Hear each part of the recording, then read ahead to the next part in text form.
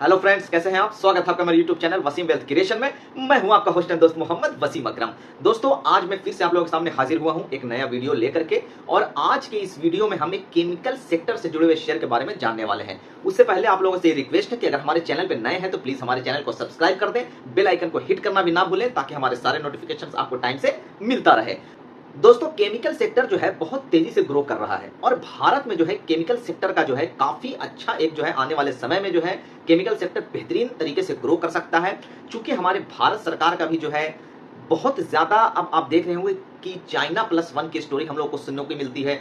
पूरी दुनिया में जो है भारत जो है एक बहुत बड़ा बाजार बनता जा रहा है। चूंकि यहाँ की पॉपुलेशन इतनी ज्यादा है, कभी कभी जो है पॉपुलेशन का ज्यादा होना भी जो है बेनिफिशियल होता है। तो हमारे देश में इतनी बड़ी जनसंख्या है तो पूरी दुनिया जो है चाहती है कि चाइना से अब जो है थोड़ा सा कहीं और किसी और मार्केट में शिफ्ट किया जाए, और उसके लिए भारत एक बहुत ही अच्छा बाजार है। तो चूंकि चाइना से लोगों का मोह भंग हो रहा है, भारत सरकार भी जो काफी फोकस कर रही है कि इस तरह की कंपनियों को जो है काफी बेहतरीन तरीके से, अच्छे तरीके से एस्टेब्लिश किया जाए। तो केमिकल सेक्टर का आने वाले समय में एक काफी अच्छा जो है हमारे देश में योगदान रह सकता है, हमारी इकोनॉमी में योगदान रह सकता है। और ऐसे में अगर हम केमिकल सेक्टर से जुड़े हुए शेयर खरीदते हैं, उसमें अगर इन्वेस्ट करते हैं तो बहुत अच्छा जो है इसमें एक स्कोप आने वाले समय में रह सकता है। चूंकि केमिकल जो कंपनियां हैं वो हम देख रहे हैं कि पिछले 2-4 सालों से कुछ ज्यादा परफॉर्मेंस अच्छा नहीं रहा है, और कुछ वर्षों से जो है इस तरह के कंपनीज में जो इससे जुड़े हुए जितने भी कंपनियां हैं इस सेक्टर से जुड़े हुए, उसमें एक एवरेज सा रिटर्न देखने को मिला है। तो ऐसे में अब जो है ऐसा लगता है कि इस तरह की इस सेक्टर से जुड़ी हुई कंपनियों में जो है काफी अच्छा एक मोमेंटम आ सकता है। तो दोस्तों, ऐसे में जो है आप लोगों के सामने मैं जो शेयर लेकर के आया हूं वो बहुत ही अच्छा एक स्पेशलिटी केमिकल बनाने वाली शेयर है जिसका नाम है नियोजन केमिकल। दोस्तों, सबसे पहले हम इसके बारे में कुछ बेसिक डिटेल जान लेते हैं। ये कंपनी एस्टैब्लिश हुई थी 1991 में, और इसका हेडक्वार्टर जो है वो महाराष्ट्र के थाने में है। इसके चेयरमैन एंड मैनेजिंग डायरेक्टर हैं हरिदास कानानी साहब। इनको इस फील्ड में काम करने का काफी बेहतरीन अनुभव है। आइए अब हम इस कंपनी के थोड़े से प्रोडक्ट पोर्टफोलियो के बारे में भी जान लेते हैं। ये कंपनी बेसिकली ब्रोमाइन और लिथियम बेस्ड कंपाउंड की मैन्युफैक्चरर है। It is also manufacture advance intermediates in pharma, agro, flavours and fragrance. ये कंपनी लिथियम कार्बोनेट और लिथियम हाइड्रोक्साइड की लार्जेस्ट इंपोर्टर भी है। केमिकल सेक्टर जो है भारत में 12 से 15% के हिसाब से ग्रो कर रहा है, और 3 से 4% का जो है हमारी इकोनॉमी में ये कंट्रीब्यूट करती है। अगर हम इस कंपनी के बारे में थोड़ी और बात करें तो ये कंपनी भारत की 6th लार्जेस्ट केमिकल प्रोड्यूसर है, और ब्रोमाइन और लिथियम बेस्ड स्पेशलिटी केमिकल बनाने वाली one of the leading company है। अगर हम कंपनी का रेवेन्यू की बात करें तो 79% जो कंपनी का रेवेन्यू आता है वो ऑर्गेनिक केमिकल से आता है, और इनऑर्गेनिक से कंपनी का 21% का जो है रेवेन्यू आता है। अगर हम ज्योग्राफिकल स्प्लिट की बात करें तो डोमेस्टिक सेक्टर से कंपनी का 73% का रेवेन्यू आता है, और एक्सपोर्ट से जो है कंपनी का 27% का रेवेन्यू आता है।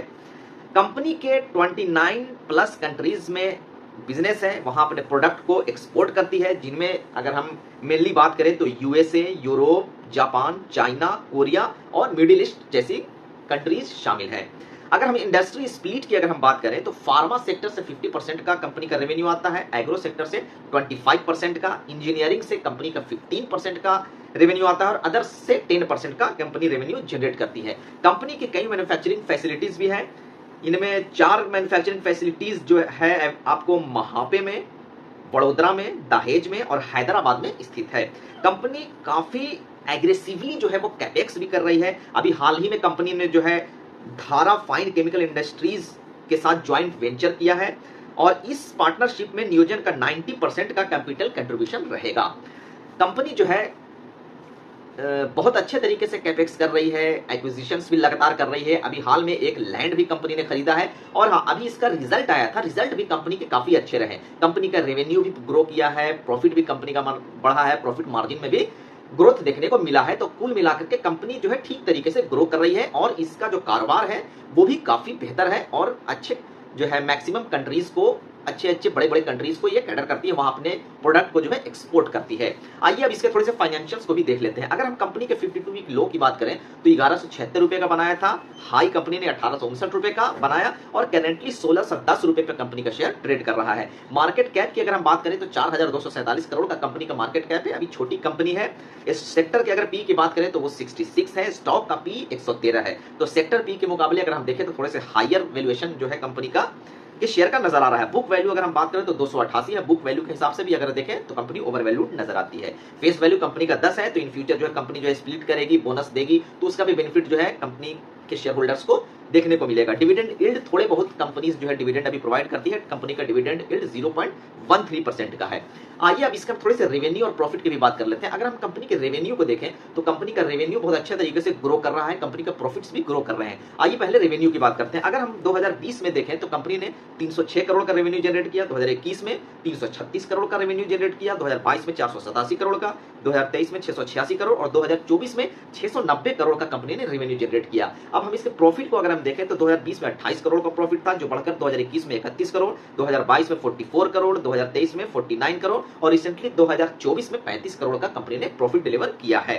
आइए अब इसके थोड़े से हम स्ट्रेंथ और वीकनेस की बात करते हैं। कंपनी के अगर हम स्ट्रेंथ को देखें तो net cash flow from operating profit company का बढ़ रहा है, बुक वैल्यू पर शेयर में भी इंप्रूवमेंट देखने को मिला है, प्रमोटर का कोई भी शेयर प्लेज या गिरवी नहीं है, एफआईआईज इंस्टीट्यूशंस ने भी इसमें अपना शेयर होल्डिंग बढ़ाया है। वहीं अगर हम इसके वीकनेस को अगर हम देखें तो पिछले 2 साल में आरओए में डिक्लाइन देखने को मिल रहा है, रिटर्न ऑन एसेट्स में डिक्लाइन देखने को मिला है और पितृस्की स्कोर कंपनी का 2 है, जो कि थोड़े से इसके वीक फाइनेंशियल्स को दिखाता है, शो करता है। इसके अगर हम एनालिस्ट रेटिंग की अगर हम बात करें तो बाय करने के लिए 6% एनालिस्ट, 67% एनालिस्ट को लगता है कि इस कंपनी में बाय किया जा सकता है, होल्ड करने के लिए 33% कह रहे हैं, अंडर परफॉर्म करेगा या सेल कर देना चाहिए ऐसा कहने वाले एनालिस्ट की संख्या 0 है। अगर हम कंपनी के रिटर्न को देखें तो कंपनी ने अच्छा खासा ठीक ठाक रिटर्न जो है पिछले 5 सालों में दिया है। अगर हम 1 मंथ में देखें तो 3% का रिटर्न दिया है, 3 मंथ में 10% का कंपनी ने रिटर्न डिलीवर करके दिया, 6 महीने में 22%, 1 साल में 2%, 2 साल में कंपनी ने 12% का रिटर्न जनरेट किया है। तो आप यहाँ पे देखेंगे कि मोटा मोटी 2 साल में अगर हम देखें तो कंपनी एक फ्लैट साइक रिटर्न जनरेट किया है, लेकिन 3 साल में अगर हम बात करें तो 69% और पिछले 5 सालों में 397 यानी ऑलमोस्ट 400% जो है का रिटर्न कंपनी ने जनरेट करके अपने शेयर होल्डर्स को दिया है। अगर हम इसके 3 ईयर CAGR की बात करें तो इसमें रेवेन्यू 27% से ग्रो कर रहा है, ऑपरेटिंग प्रॉफिट 19% से ग्रो कर रहा है और नेट प्रॉफिट 4% से कंपनी का ग्रो हुआ है। शेयर होल्डिंग पैटर्न को अगर हम देखें तो प्रमोटर ने इसमें 57% का स्टेक ले रखा है, एफआईआईज ने भी इसमें 4% का हिस्सेदारी ले रखा है, डीआईआईज ने इसमें 22% का और पब्लिक के पास ओनली 16% की हिस्सेदारी है, स्टेक है। तो अगर हम इसके होल्डिंग्स की बात करें तो प्रमोटर्स के पास और एफआईआईज डीआईआईज के पास अच्छी खासी होल्डिंग है। अगर हम इसमें इन्वेस्टमेंट की बात करें तो बड़े बड़े फर्म्स ने और म्यूचुअल फंड्स कंपनियों ने भी इसमें अपना इन्वेस्टमेंट कर रखा है, जैसे मालाबार इन्वेस्टमेंट फंड ने भी इसमें इन्वेस्टमेंट किया हुआ है, एसबीआई ग्रुप ने, सुंदरम ग्रुप ने भी इसमें इन्वेस्टमेंट किया हुआ है, एक्सिस म्यूचुअल फंड ने भी इन्वेस्टमेंट किया है, क्वांटम म्यूचुअल फंड का भी इसमें इन्वेस्टमेंट है, सुंदरम म्यूचुअल फंड का भी है और नेशनल इंश्योरेंस कंपनी ने भी इसमें अपना इन्वेस्टमेंट कर रखा है।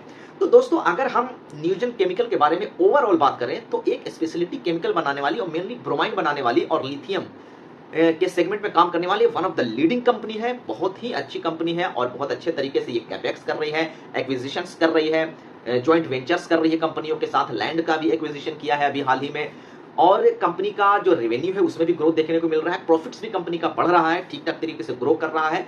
तो ये जो है आने वाले समय में इस कंपनी के लिए बेहतर साबित हो सकता है और बहुत अच्छा रिटर्न जनरेट करके अपने शेयर होल्डर्स को दे सकता है।